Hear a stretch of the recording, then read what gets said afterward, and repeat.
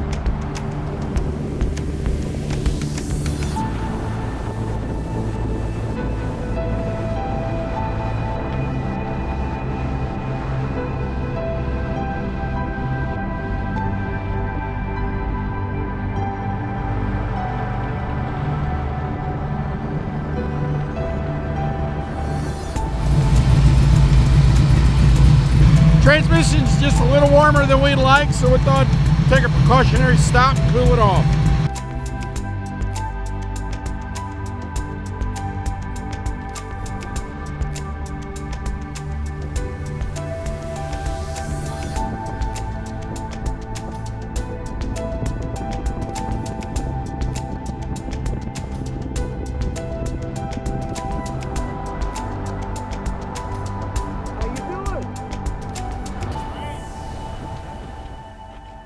Some jerky? Yes. Easy to give him the smallest piece you got. Easy. I know we're rationing it. Here's some deer jerky for you, buddy. Straight from Nebraska. Yoo-hoo! Yeah.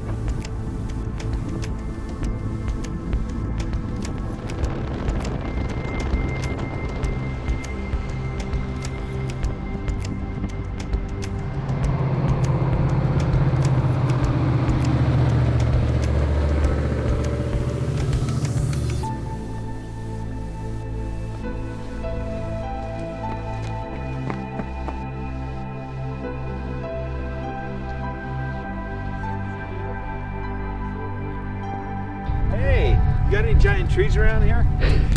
Come to see the trees. I couldn't find them. Yeah, I was looking for some matches. Figured I'd need something to make matches out of. You'd get a few.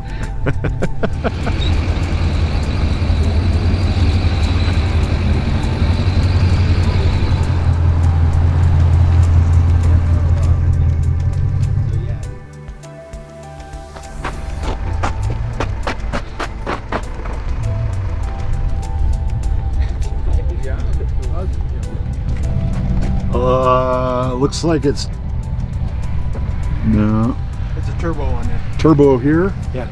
And then I guess the exhaust. Fuel injected. Looks like it's got nitrous oxide on it. Yeah. Yeah. Why we'd bring that all the way up here, I have no idea.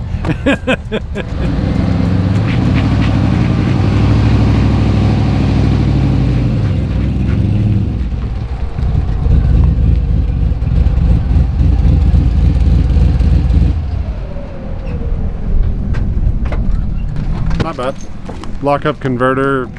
I mean, we're outpacing minivans and everybody. Like, I'm reasonably sure there's like a red Honda around here somewhere. We lost them 6 or 7 times, and they're like, "What is this Suburban doing carving up the mountain?" But it's not too bad. About five and a half months ago, traded a gentleman a Honda RC51 for the truck, already LS swapped. Changed the turbo, added the Holley EFI. Since then, I've added some RHS cylinder heads and a couple of other things, and then immediately after acquiring it, basically drove it to and from Alaska, from the southernmost point in Key West. As far as this trip's been, I mean, truck's been great. Like, prior to the event, I actually left Atlanta with my girlfriend.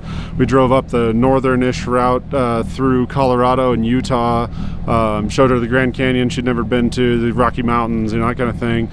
Dropped her off in LA and picked Bradley up, which is kind of a bad swap, honestly. But anyway, doubled back to Phoenix. So She's just to get... she's a lot better looking, Well, frankly. that's saying something. Yeah. So just to get to Phoenix on this trip, I think it was like 3,600 or 3,500 miles. So since the start of the event, I want to say, let's see, where did we go? I mean, just in LA alone, we put 270 miles on the truck, not counting the route. So, I mean, we went to Mulholland Drive at sunset. It was absolutely gorgeous. The Gone in 60 Seconds hotel towers, the LA River. Like, we actually drove through the entrance to the LA River that they do in Gone in 60 Seconds, the Nick Cage movie. Got down in there. Got down in there and got some pictures of the truck. I tried to do a burnout, but because of all the stuff in the truck, it just got traction on the concrete there and almost flipped it.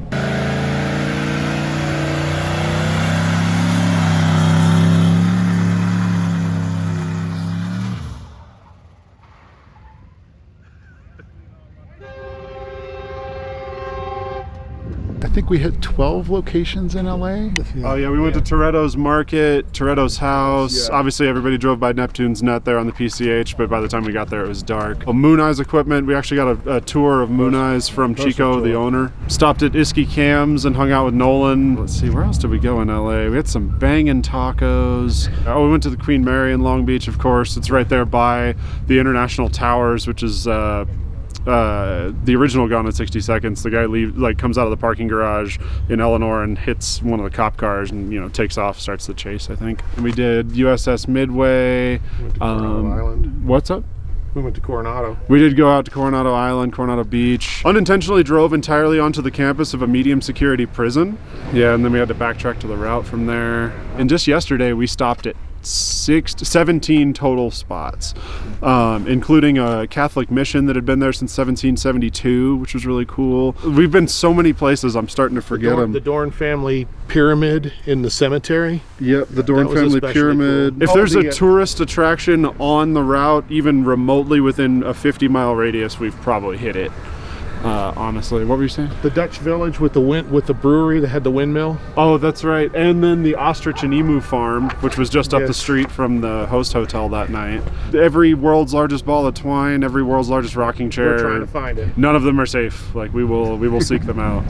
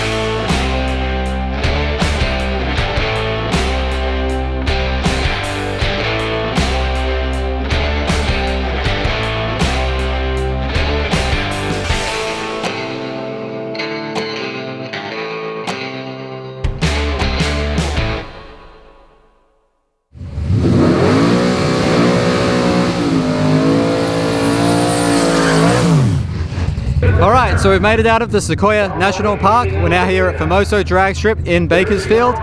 Day 3 of competition, day 5 overall for the event. A couple of guys staged up, ready to go, so let's see what they run.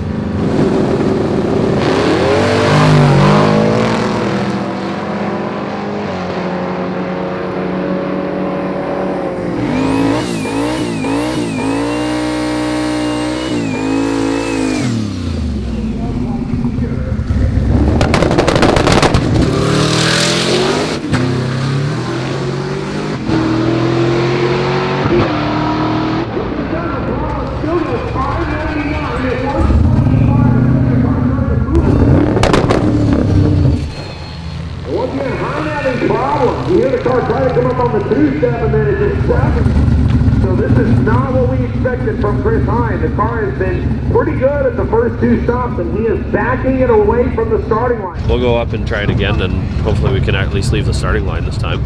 Not really sure what it's doing. We're not exactly sure. Just kind of making some guesses right now. So I thought when we set off those building alarms, it was all fixed. Yeah, well, I thought so too, but yeah, that was 500 miles ago. So.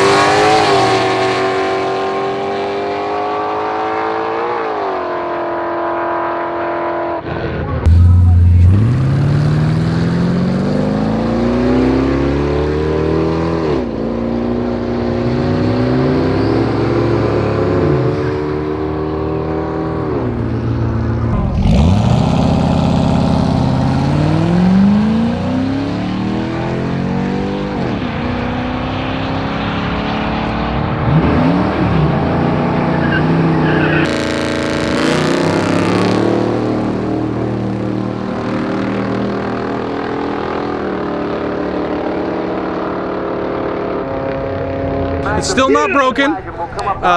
We had to do some rigging on some rockers that weren't ideal to get through the 400-mile drive. We overnighted some rockers from Summit and got them at the hotel room. Changed them last night. Been flawless all day. Alex Taylor helped us with tuning our.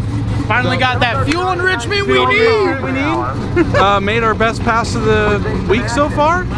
So it's looking good right now. Stoked. Super stoked. Alex came over, allegedly, gave us some advice. Got some fuel added in. Now there's no more stumble. I hit 7,000 RPM in the burnout box, which with once again our sketchy rocker situation was a little frightening. But I mean, I was able to pass a guy in a boosted older wagon, so I'm feeling good with like fucking no miles on the car except for Death Week, which we know is nothing easy. It's all just abuse. Like, it's been great. It's been great. I am stoked. We went to Sequoia Forest. We saw the big Sherman tree. I think it was around 7,500 foot elevation. Coming back down the backside of the mountain, it was a little hairy. The brakes got hot. We had to pull over, let them cool down and stuff. But that was it. I mean, after cooling them down and stuff, the road got flat, and it's good from there. So we're about to make a hit. See what it does. What are you expecting? I mean, it's nice out. I'll probably go 540s, hopefully. I mean, I'm going to leave the same tune-up in it from Wild Horse, so that one a 542. We'll see what happens.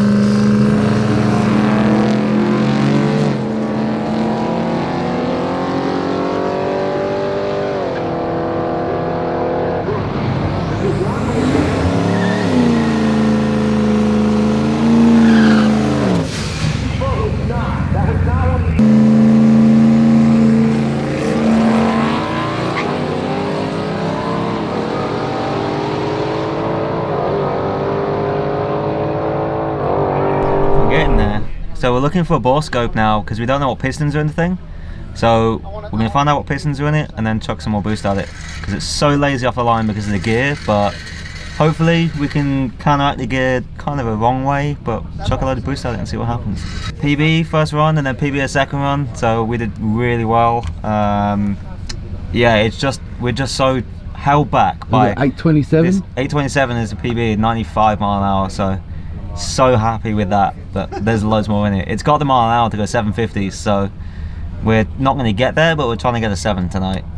I bought this car sight unseen.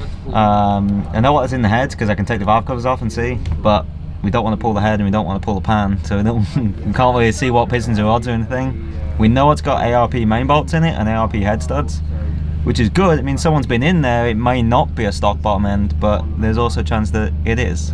So we kind of want to verify that before we chuck 20 pounds at it at the back. So we'll see. We're getting there.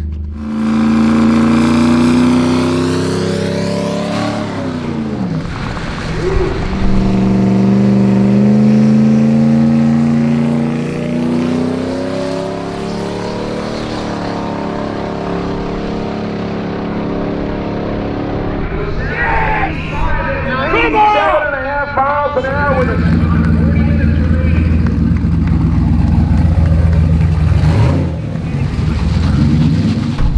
785 baby, yes!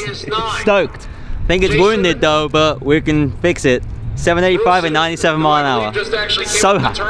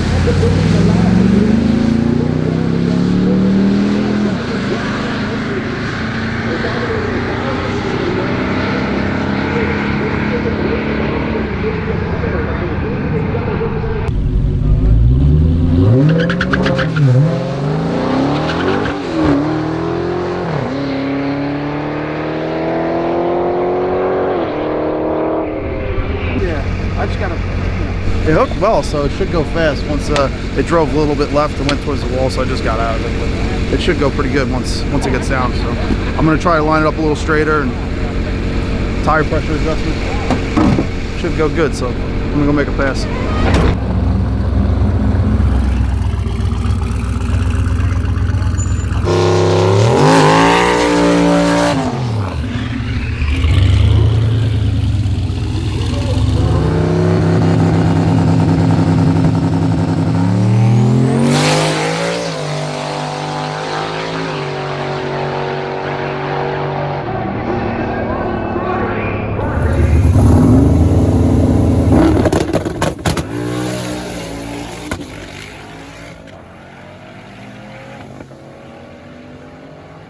I think once we got into the tables, a couple of the tables had different dome pressure values in them, and then when it got up onto the two-step, it didn't really know what it wanted to do. That's what we anticipated was happening there. So we cleaned that up. I changed the plugs, changed my O2 sensor back to the good one, and thankfully it left good. Track took it because it was a little bit spicier than I thought it was going to be. Just good air. So then we were able to make a decent pass. We went 5:45 at 134 or something like that. So we were just kind of waiting around to see how Jason did. He spun the tires on the first pass, but had no real big issues. So he went back up and then made a real nice clean second pass. So at that point, we're not able to catch him. So we're just going to pack up because we still got a lot of miles to make before we get home. So. Did you take this into the forest today? Yes, yeah, absolutely. We did the Sequoias. We went all the way around. When we came up the mountain there, you could go left or go right. We went left for a while and then realized that was just a dead end road. So halfway down there, we turned around, came back, went to the museum for a bit. We dumped the trailer and we toured up to the big rock there, climbed the big rock, seen the views. We toured through that big tree you could drive underneath, stopped and took a couple pictures, and then came all the way back down the other side there. That was a steep way down, and my shoulders were sore after getting all the way down there. So.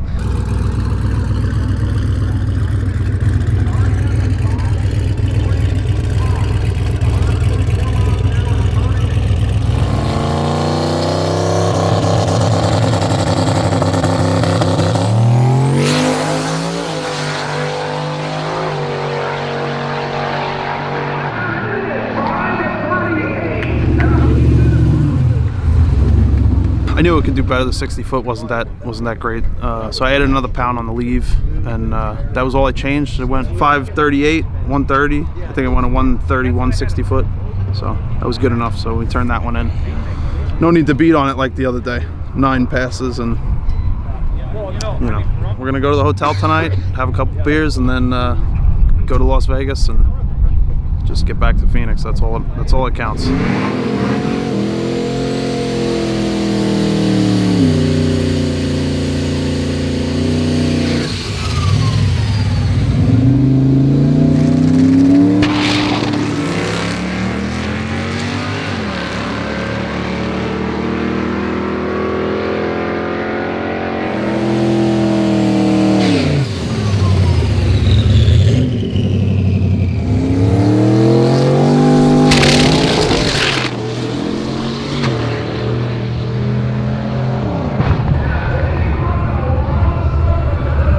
I was on the two-step way too long at the light, just tired from fighting a water pump issue all day today.